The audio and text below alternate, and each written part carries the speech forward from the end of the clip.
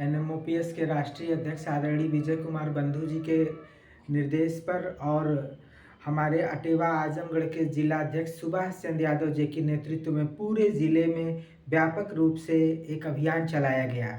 इस अभियान के तहत सभी विद्यालयों में, सभी कार्यालयों में शिक्षकों, कर्मचारियों, अधिकारियों के द्वारा यूपीएस की प्रतीकात्मक प्रति को जला करके यूपीएस का बहिष्कार किया गया तथा सरकार से पुरानी पेंशन बहाली की मांग की गई। आज का यह अभियान बेहद सफल रहा। जिले के कोने कोने से हमारे सभी ब्लॉक अध्यक्ष साथियों ने, न्याय पंचायत प्रभारी साथियों ने पुरजोर परिश्रम करके सभी विद्यालयों, कार्यालयों से लगातार इस अभियान को गति दिया और सोशल मीडिया के माध्यम से सभी लोगों ने अपने चित्रों को, अपने वीडियो को अपलोड करके सरकार से पुरानी पेंशन बहाली की मांग की। सरकार से हम लोग यह मांग कर रहे हैं कि सरकार बार बार एनपीएस को बदल करके कभी यूपीएस लाती है। सरकार इन संशोधनों को बंद करे और केवल सभी पेंशन विहीनों, शिक्षकों, कर्मचारियों, अधिकारियों की एकमात्र मांग पुरानी पेंशन को बहाल करे। बहुत बहुत धन्यवाद। हमनी के दे देता साहब पेंशनिया, हमनी के दे देता साहब पेंशनिया। बंधु आगाज दे, हर पल आवाज दे, बंधु आगाज दे, हर पल आवाज दे, करुणा कहानिया हमनी के दे देता साहब पेंशनिया, हमनी के दे देता साहब पेंशनिया।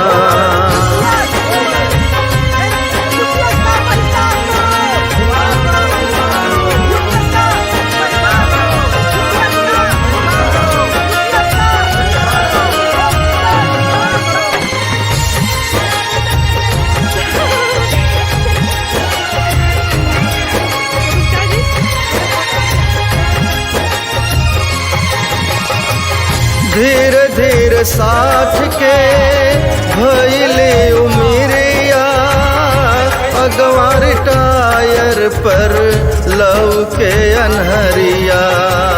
धीरे धीरे 60 के भइले उमिरिया, अगवार टायर पर लौके अनहरिया। ओ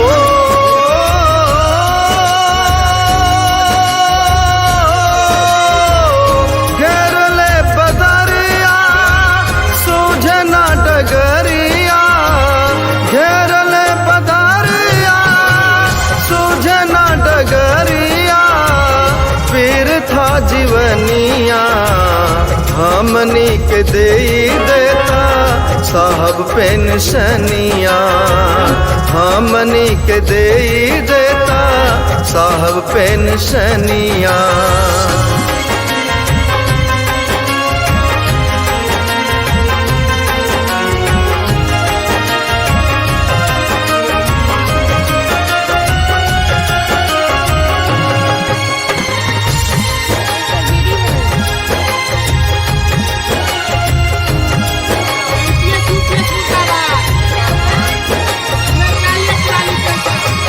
सांसद विधायक के पेंशन 4 बार, शिक्षक कर्मचारी बदे दोहरा विचार बा।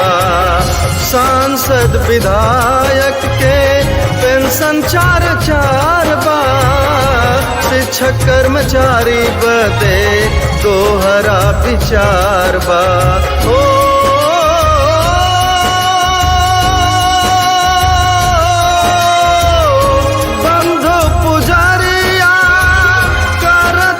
करिया बंधु पुजारिया, हम सभी के चाहिए ओपीएस, यूपीएस छलावा है।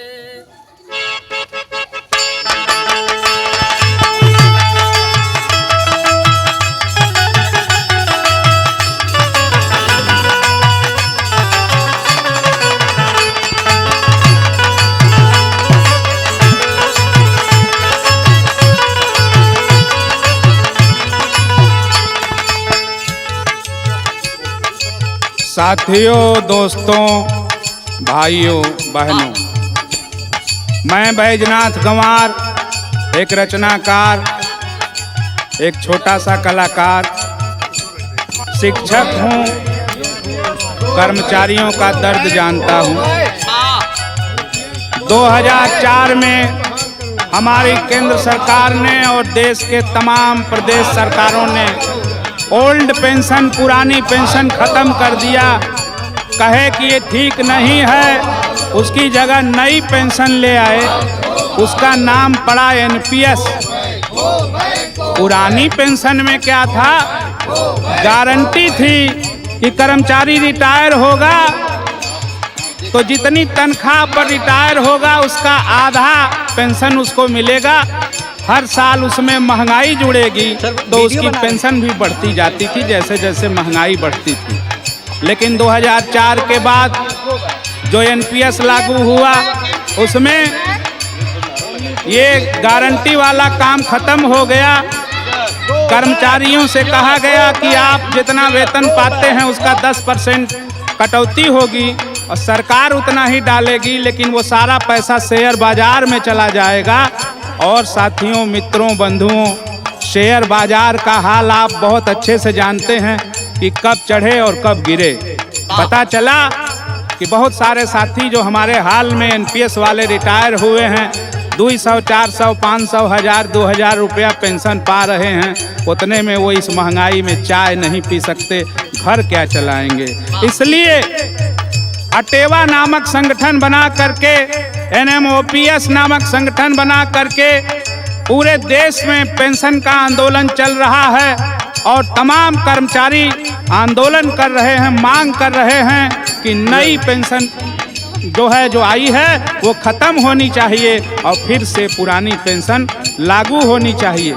एक बात और कहना है जनता से, आपसे, सबसे, कि अगर एनपीएस अच्छी है, सरकार कहती है कि आप लोग झूठ मूठ का आंदोलन करते हैं, एनपीएस अच्छी है, अगर एनपीएस अच्छी है तो अपने लिए सांसद लोग, किसी भी पार्टी के सांसद हों, जो सांसद हैं, जो विधायक जी हैं, माननीय लोग हैं जो 5 साल सेवा करते हैं, उन्होंने अपने लिए पुरानी पेंशन लागू कर रखा है अभी भी। और तमाम कर्मचारियों के लिए, चाहे वो चपरासी हों, चाहे डीएम हों, कोई हों, उनके लिए नई पेंशन है, शेयर वाली पेंशन है, वो हवाला घोटाला वाली पेंशन है। इसलिए मेरे जैसे आदमी को गीत गाना पड़ रहा है।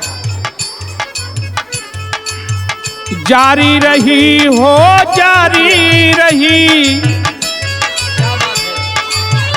जारी रही हो, जारी रही, पेंशन के लड़ाई जारी रही, पेंशन के लड़ाई जारी रही, पेंशन के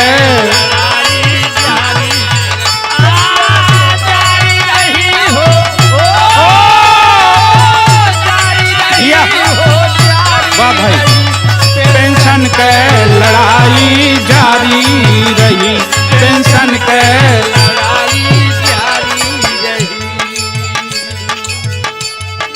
नेता लोग अपने पूरन की भजावें, नेता लोग अपने पूरन की भजावें,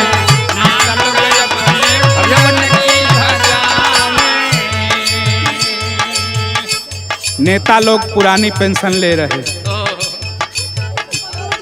नेता लोग अपने पूरन की भजावें, नेता लोग अपने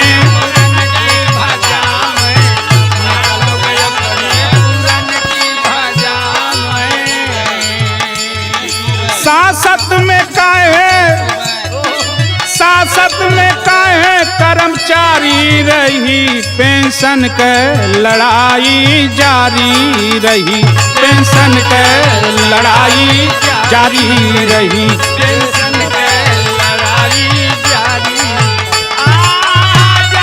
रही हो। वाह भाई, जारी रही हो, जारी रही, पेंशन के लड़ाई जारी रही, पेंशन के लड़ाई जारी रही। ना कौनो गारंटी ना जीपीएफ कटाला, ना कौनो गारंटी ना जीपीएफ कटाला, ना कौनो गारंटी ना। नई वाली पेंशन में एनपीएस में न पेंशन की गारंटी है न कर्मचारी का जीपीएफ कटता है। साथियों, पहले आदमी रिटायर होता था तो गांव वाले, घर वाले, रिश्तेदार सब कहते थे कि रिटायर भइला, पैसा ढेर को मिलल है, घर बनौल, ट्रैक्टर खरीदल, ट्रक लिहल। अब आज जो एनपीएस वाले रिटायर होंगे उनको न उनके बच्चे पूछेंगे न उनके रिश्तेदार पूछेंगे, क्योंकि जान जाएंगे कि इनको तो कुछ मिला ही नहीं, न इनका जीपीएफ कटा, न पेंशन मिलनी है, पेंशन के नाम पे वो चाय भी नहीं पी सकते। ना कौनो गारंटी ना जीपीएफ कटाला, ना कौनो गारंटी ना।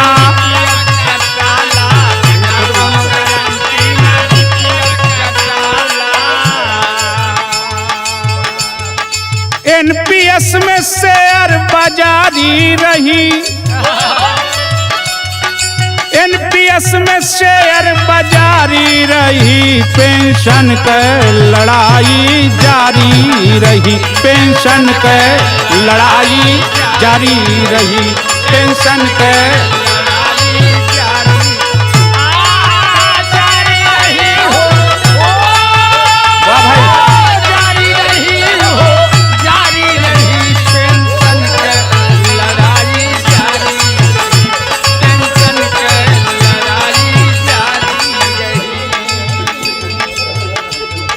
सांसद विधायक जी मजवा उड़ई हैं, सांसद विधायक जी मजवा उड़ई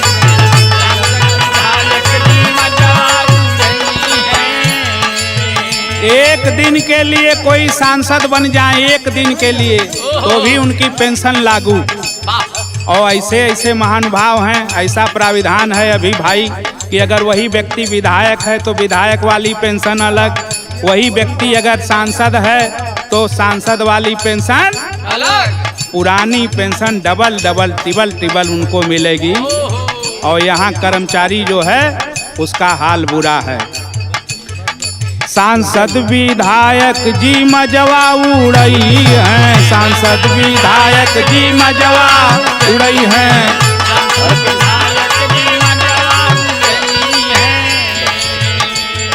सर्विस वाला बाद में, सर्विस वाला बाद में भिखारी रही, पेंशन के लड़ाई जारी रही, पेंशन के लड़ाई जारी रही।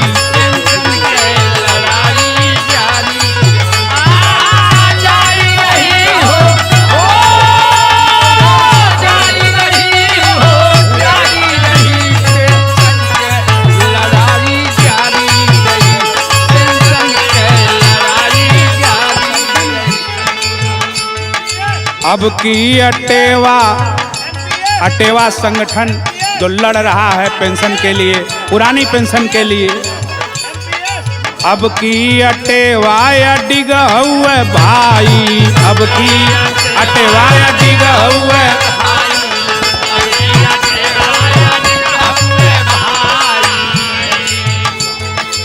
बंधु सुभाष, अरे बंधु सुभाष तैयारी रही, पेंशन के लड़ाई जारी रही, पेंशन के लड़ाई जारी रही।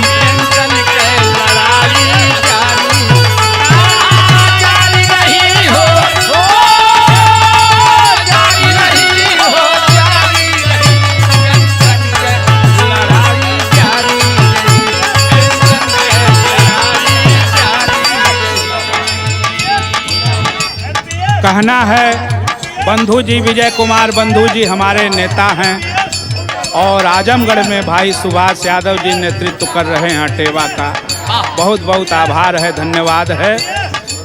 और हमारी एक लोक गायिका जिनके गीत आपने सुने होंगे, बिंदु जी बहुत मेहनत करती हैं। कहना है बिंदु आजमगढ़ में अलख जगई है, बिंदु आजमगढ़ में अलख जगई है।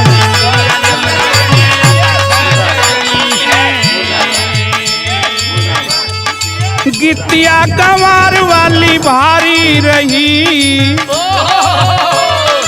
गितिया गंवार वाली भारी रही, पेंशन के लड़ाई जारी रही, पेंशन के लड़ाई जारी रही, पेंशन के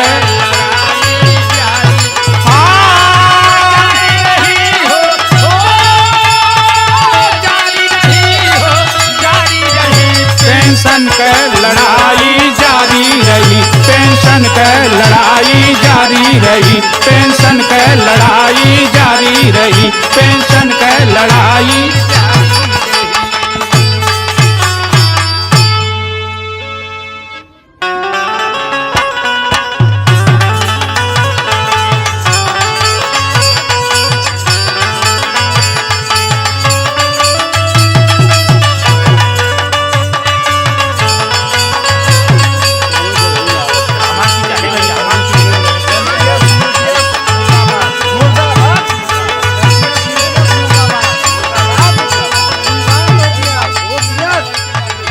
साथियों, मैं बैजनाथ कुमार, एक कलाकार, एक रचनाकार, आपके बीच एक पेंशन गीत लेके हाजिर है।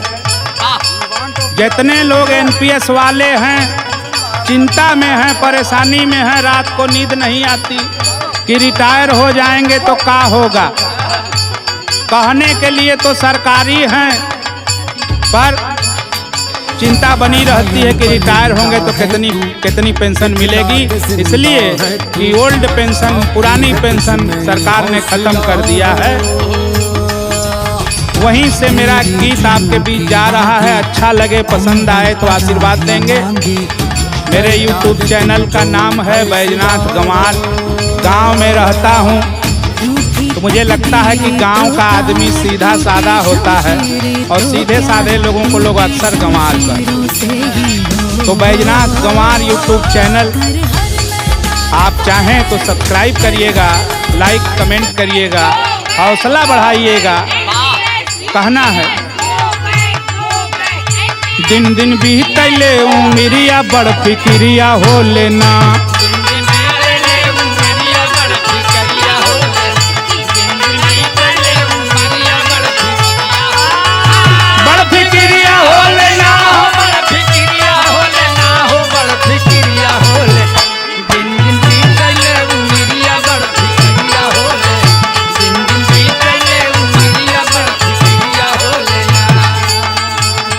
मिलता न खा तब मुश्किल गुजारा,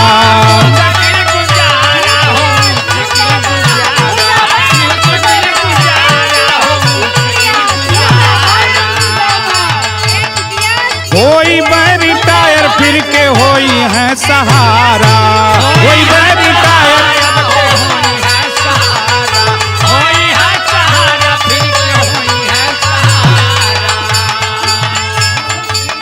अभी वेतन मिल रहा है, मोटी तनख्वाह मिल रही है, कर्मचारी लोग हाँफ रहे हैं। महंगाई इतनी ज़्यादा है, परेशान हैं और सोच सोच के और ज़्यादा परेशान हैं कि जब नौकरी ख़त्म होगी, रिटायर होंगे और पेंशन 100, 200, 1000, 500 रुपया बनेगी तब क्या होगा। होई बै रिटायर फिर के होई सहारा,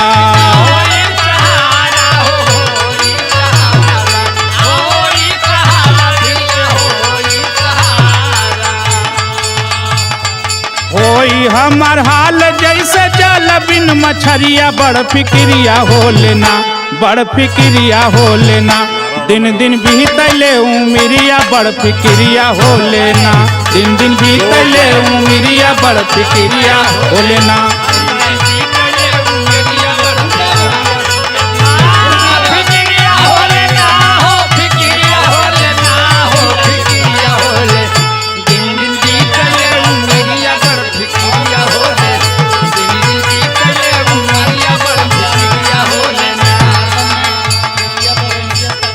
लड़का बहुअर पंजरवा नई है।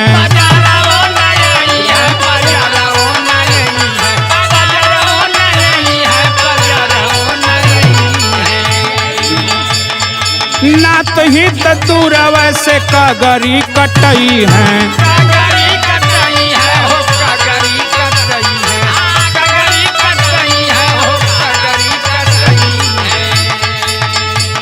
बुढ़ापा में जेकरे पैसा हो जे कुल कैले हो ओकर तो केहू पूछते ना है।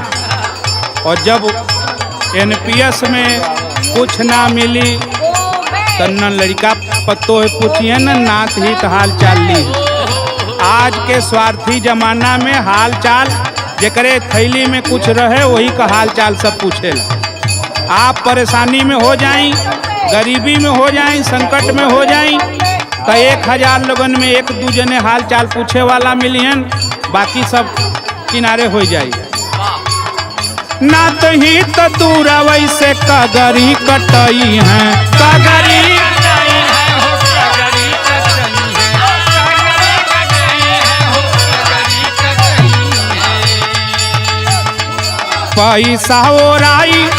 पैसा ओराई केहू पूछी ना खबरिया। बड़ फिक्रिया हो लेना, बड़ फिक्रिया हो लेना। दिन दिन बीतले उमरिया बड़ फिक्रिया हो लेना।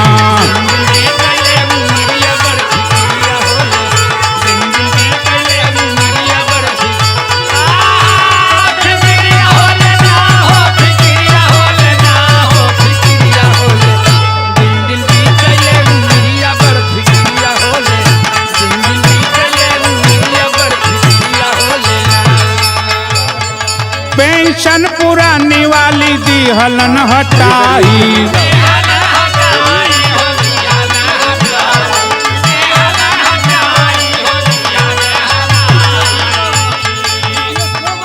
एनपीएस में बाबा जी कठलुआ भेटाई।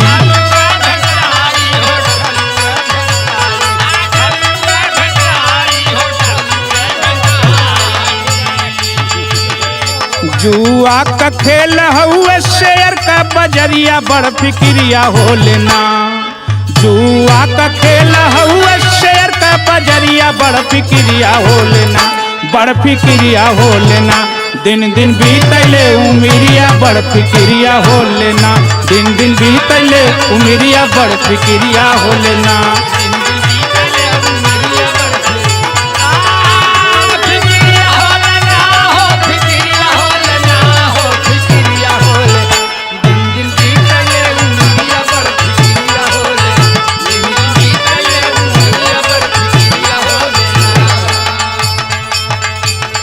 ना कौनो गारंटी ना जीपीएफ कटाला।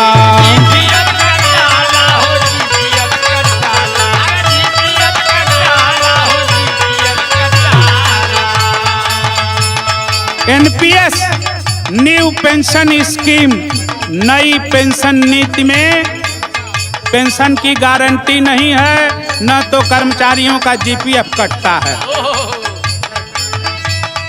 ना कौनो गारंटी ना जीपीएफ कटाला।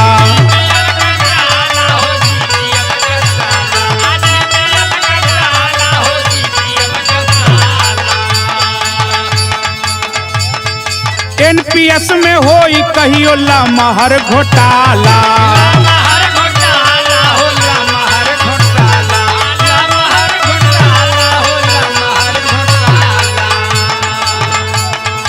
ओपीएस का मांग करें, ओल्ड पेंशन स्कीम ओपीएस पुरानी पेंशन स्कीम की मांग सारे कर्मचारी कर रहे हैं। ओपीएस का मांग करें सगरो कर्मचारिया बड़ फिक्रिया हो लेना। ओपीएस का मांग करें सगरो कर्मचारिया बड़ फिक्रिया हो लेना, बड़ फिक्रिया हो